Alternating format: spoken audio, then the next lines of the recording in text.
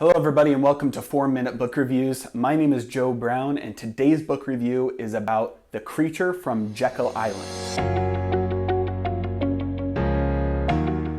I loved this book. It was fascinating and it was a history of the dollar and of the Fed and how the Federal Reserve was created and the history that led up to the Federal Reserve being created. I would recommend this book to anybody who is interested in a history of how the Federal Reserve was created, what they do, and what money really is. This book does border on conspiracy theory. However, it is fascinating and there is a lot of documentation to back up some of the more crazy and outlandish claims that it seems like the author is making in this book.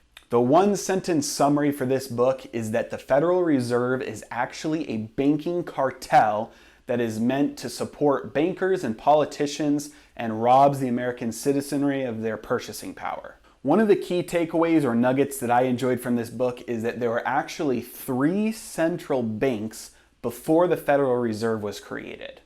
They all failed miserably and they all led to more regulation and more destructive techniques on manipulating the economy. When you follow the history of the Federal Reserve and the central banks back prior to the first central bank, you arrive at the Founding Fathers. The Founding Fathers drafted the Constitution to specifically limit the government's ability to coin money.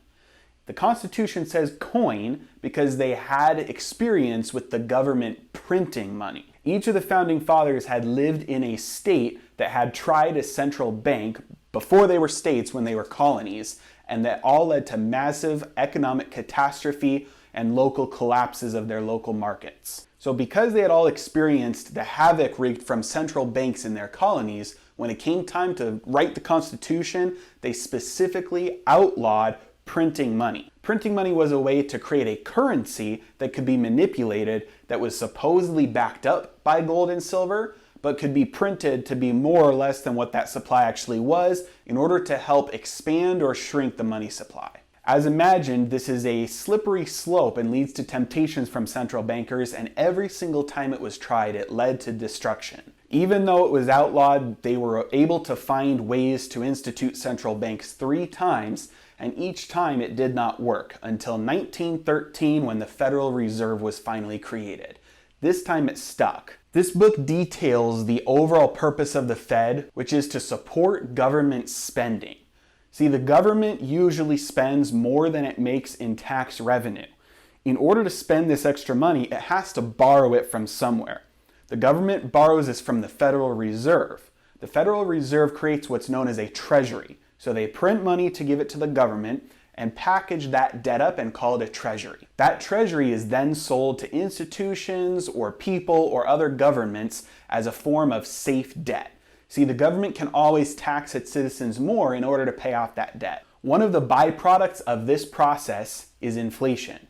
And as inflation takes off, it devalues the money supply. And by the time you get to 1971, there were so many dollars in the world that as the dollars were being cashed in for gold, there was not near enough gold to support it. And so Nixon had to cut off the gold standard, otherwise all of the gold reserves would have been drained. This never would have happened if there was enough gold to back up all the dollars in circulation.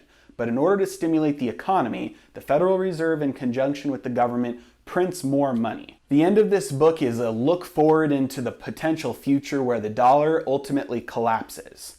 It does look like a scary future, and it's one I hope never comes to pass, but it is one that looks like it probably will.